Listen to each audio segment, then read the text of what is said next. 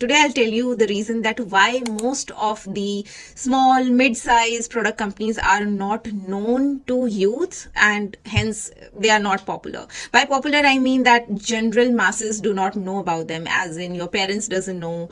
Students studying in colleges do not aspire to go in those companies simply because they have never heard their name, and most of the students and graduates chase companies of which they have heard name somewhere or somebody's already placed in that company, and people take pride in associating themselves with companies whose name is known by more people. So let's begin and understand why so many of the great companies are not so popular.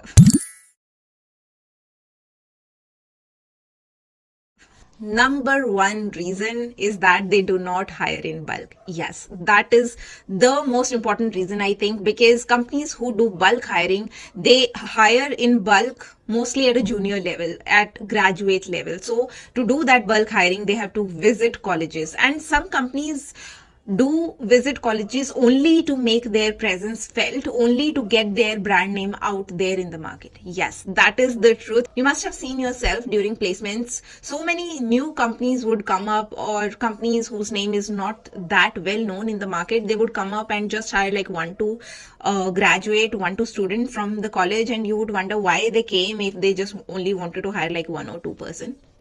They come to make their presence felt. They come so that people at that level knows their name, and then their name goes out in the society. Then the parents know, friends know, neighbors know, and that's how the companies get popular at a level where like people who are not at all associated with IT industry also knows their name. So that's the plan of the companies, to get their name out. So companies who do not hire in bulk, they do not go out for campuses, and that's the reason that they remain not so popular among youth or graduates. We tend to believe in popular things. If there is a brand which is used by like lakhs of people, we'll automatically be like, oh, the brand must be good, that's why it's so popular.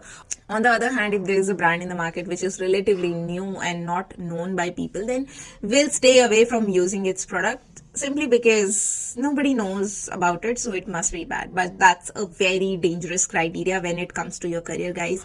Simply because the companies whose name is not yet known to you, they are not bad. Just because you don't know their name, it's the lack of your awareness. It's just that. It doesn't mean that the company is bad. So what I'm trying to say here is that there are thousands of companies which are great and which provide immense career growth, but people still prefer to go in the companies whose name is well known and which are popular among masses. So do not take decisions basis that.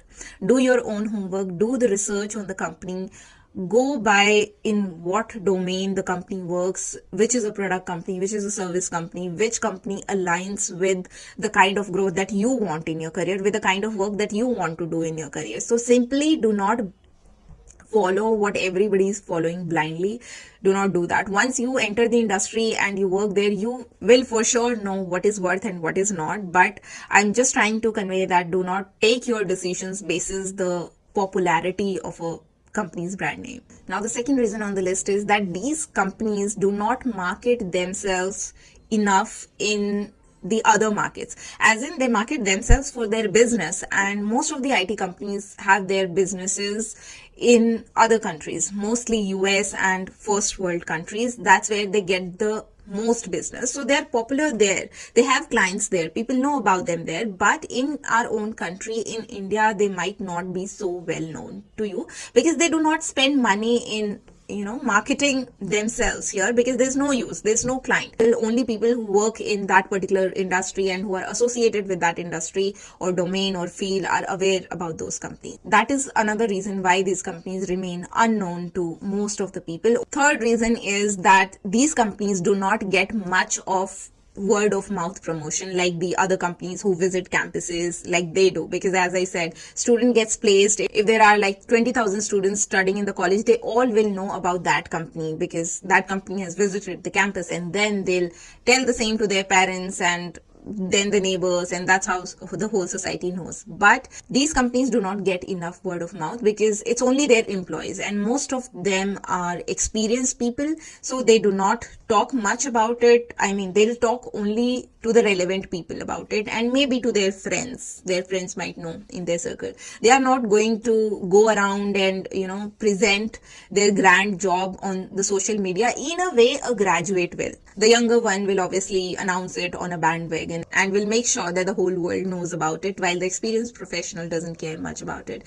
So the capacity of word of mouth there is limited. It's not in a huge number as it is in other cases where the companies goes for campus placements. Now the next reason on the list is the size of the company. It's not about the revenue or the profit, the size in terms of employee strength. Now people have this assumption by default that 100 employee strength company is not going to be good enough for them, while a company which has around 20,000, 30,000 or maybe 1 million employees, that company is going to be great by default. I mean, though they do not have any basis to say that, I mean, they have not checked the facts and other things, other parameters, they just assume it by looking at the number of employees. There are many great companies which do not require that many employees. They do not need to. I mean, their model, whatever they are doing, their business model or their product do not require that much strength. So they simply do not hire. It's in fact a positive point. For example, if there are two companies, company A and company B, company A has a strength of 200 people and company B has a strength of around 20,000 people, then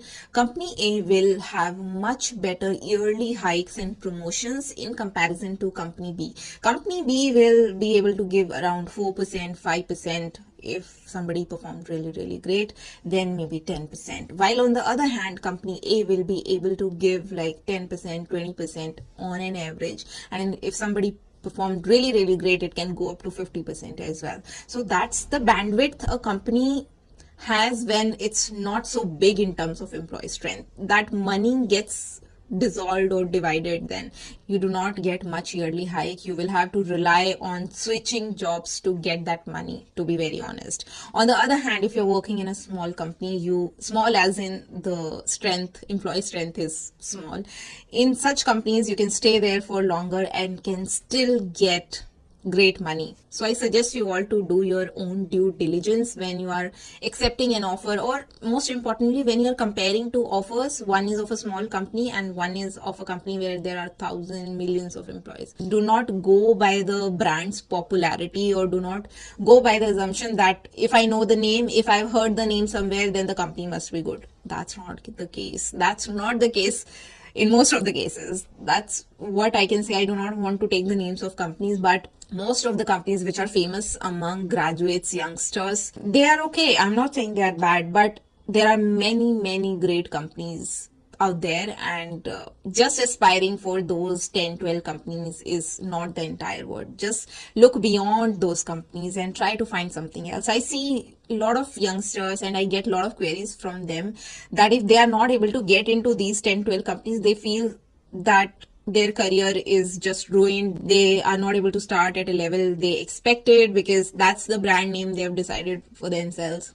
Look beyond that. Look beyond that list. There are like tons and tons of companies which are doing great, have incredible benefits, have incredible pay as well. You have to just watch out and you have to check the facts and do your own due diligence before you make a decision. So that was it for this video, guys. Let's quickly take a look at the summary of today's video. I hope you found this information helpful and it helps you take better decisions in your career. And with that, I'm signing off. You keep on watching more content on the Corporate Diaries to be corporate ready, and I will see you in my next video. Till then, stay safe and healthy. Take care. Bye.